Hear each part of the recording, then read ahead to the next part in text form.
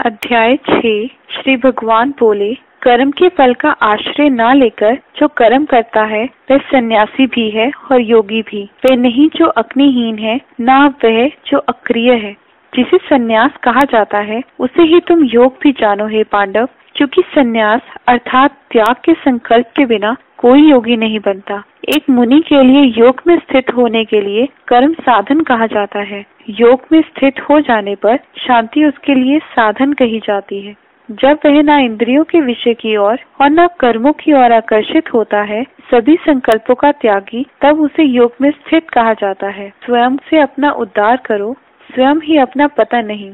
मनुष्य स्वयं ही अपना मित्र होता है और स्वयं ही अपना शत्रु। जिसने अपने आप पर जीत पा ली, उसके लिए उसकी आत्मा उसकी मित्र है, लेकिन स्वयं पर जीत नहीं प्राप्त की तो उसके लिए उसकी आत्मा ही शत्रु की तरह वर्तती है। अपने आत्मन पर जीत प्राप्त किया, सर्दी गर्मी, सुख दुख तथा मान अपमान में एक सा रहने वाला प्रसन्न चित्त मनुष्य परमात्मा में बसता है। ज्ञान और अनुभव से तृप्त हुई आत्मा और हिल अपनी इंद्रियों पर जीत प्राप्त किए, इस प्रकार युक्त व्यक्ति को ही योगी कहा जाता है, जो लोहे, पत्थर और सोने को एक सा दिखता है। जो अपने सुहृद को, मित्र को, वैरी को, कोई मतलब ना रखने वाले को, बिचौले को, घृणा करने वाले को, संबंधी को, यहाँ तक कि एक साधु पुरुष को और पापी पुरुष को एक ही बुद्धि से देखता है, वह उत्तम है। योगी को एकांत स्थान पर स्थित होकर सदा ही अपनी आत्मा को नियमित करना चाहिए। एकांत में इच्छाओं और घर, धन आदि मानसिक परिग्रहों से रहित हो अपने चित्त और आत्मा को नियमित करना चाहिए। श्री भगवान बोले, उसे ऐसे आसन पर बैठना चाहिए जो साफ और पवित्र स्थान पर स्थित हो और जो ना ज्यादा ऊंचा हो और ना ज्यादा नीचा हो, कपड़े, खाल या कुश नामक घास से बना हो। वहाँ अपने मन को एकाग्र कर, चित्त और इंद्रियों को अक्रिय कर, उसमें आत्म शुद्धि के लिए ध्यान योग का अभ्यास करना चाहिए। अपनी काया, सिर और गर्दन को एक सा सीधा धारण कर अचल रखते हुए स्थिर रहकर अपनी नाक के आगे वाले भाग की ओर एकाग्रता से देखते हुए और किसी भी दिशा में नहीं देखना चाहिए। प्रसन्न आत्मा, भयमुक्त ब्रह्मचार्य के वृत्त में स्थित मन को संयमित कर मुझ में चित्त लगाए हुए इस प्रकार युक्त हो, मेरी ही परम चाह रखते हुए।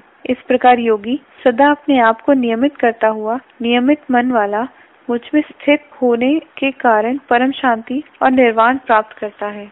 हे अर्जुन, न बहुत खाने वाला योग प्राप्त करता है, न वह जो बहुत ही कम खाता है, न वह जो बहुत सोता है और न ही वह जो बहुत जागता है। जो नियमित आहार लेता है, नियमित निराहार रहता है, नियमित ही कर्म करता है, नियमित ही सोता है, नियमित ही जागता है, उसके लिए योगा दुखों का अंत कर देने वाले हो जाता है। जब स्वयं ही उसका चित्त बिना हलचल और सभी कामनाओं से मुक्त उसकी आत्मा से विराजमान रहता है, तब उसे युक्त कहा जाता है। जैसे एक दीपक वायु न होने पर नहीं हिलता, उसी प्रकार योग द्वारा नियमित किया हुआ योगी का चित्त होता है। जब उस योगी का चित्त योग द्वारा विषयों से हट जाता है, तब वह स्वयं अपनी आत्मा को स्वयं अपनी आत्मा द्वारा देख तुष्ट होता है। वह अत्यंत सुख जो इंद्रियों से पार उसकी बुद्धि में समाता है, उसे देख लेने के बाद योगी उसी में स्थित रहता है और सार में हिलता नहीं। तब बड़े से बड़ा लाभ प्राप्त करने के लेने पर वह उसे अधिक नहीं मानता और ना ही उस सुख में स्थित वह भयानक से भयानक दुख से विचलित होता है। दुख से जो जोड़ है, उसके इस टूट जाने को ही योग का नाम दिया जाता है। निश्चय कर और पूरे मन से इस योग में जुटना चाहिए। शुरू होने वाली सभी कामनाओं को त्याग देने का संकल्प कर, मन से सभी इंद्रियों को हर ओर से रोककर धीरे धीरे बुद्धि की स्थिरता ग्रहण करते हुए मन को आत्मा में स्थिर कर कुछ भी नहीं सोचना चाहिए।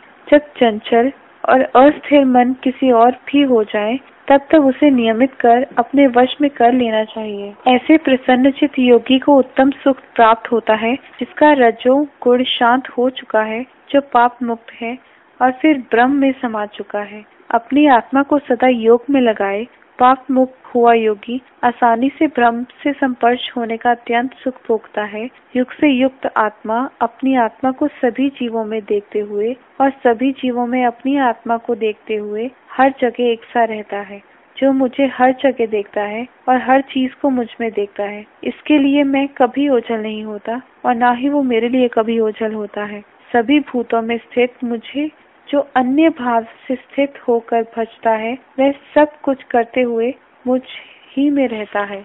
हे अर्जुन, जो सदा दूसरों के सुख दुख और अपने सुख दुख को एक सा देखता है, वह योगी सबसे परम है। अर्जुन बोले, हे मधुसूदन, जो आपने यह समता भरा योग बताया है, इसमें मैं स्थिरता नहीं देख पा रहा हूँ, मन की चंचलता के कारण। हे कृष्ण, मन तो चंचल, हलचल भरा, बलवान और दृढ़ होता है। इसे रोक पाना तो मैं वैसे अत्यंत कठिन मानता हूँ, जैसे वायु को रोक पाना होता है। श्री भगवान बोले, बेशक हे महाबाहो, चंचल मन को रोक पाना कठिन है, लेकिन हे कौन्तेय, अभ्यास और वैराग्य से इसे काबू किया जा सकता है। मेरे मत में आत्म संयम बिना योग प्राप्त करना अत्यंत कठिन है, लेकिन अपने आप को वश में कर अभ्यास द्वारा इसे प्राप्त किया जा सकता है। अर्जुन बोले, हे कृष्ण, श्रद्धा होते हुए भी जिसका मन योग से हिल जाता है, योग सिद्धि को प्राप्त ना कर पाने पर उसका क्या परिणाम होता है? क्या वह दोनों पथों में असफल हुआ टूटे बादल की तरह नष्ट नहीं हो जाता? हे महाबाहो, अप्रतिष्ठित और ब्रह्म पद से विमूढ़ हुआ। हे कृष्ण, मेरे इस संशय को आप पूरी तरह मिटा दीजिए, क्योंकि आपके अलावा और कोई नहीं है जो इस संशय को छेद पाए। श्री भगवान बोले, हे पार्थ, उसके लिए विनाश ना यहाँ है और ना कहीं और है, क्योंकि हे तात, कल्याणकारी कर्म करने वाला कभी दुर्गति को प्राप्त नहीं होता।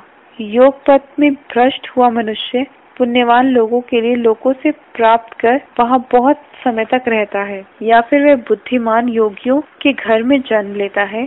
ऐसा जन्म मिलना इस संसार में बहुत मुश्किल है।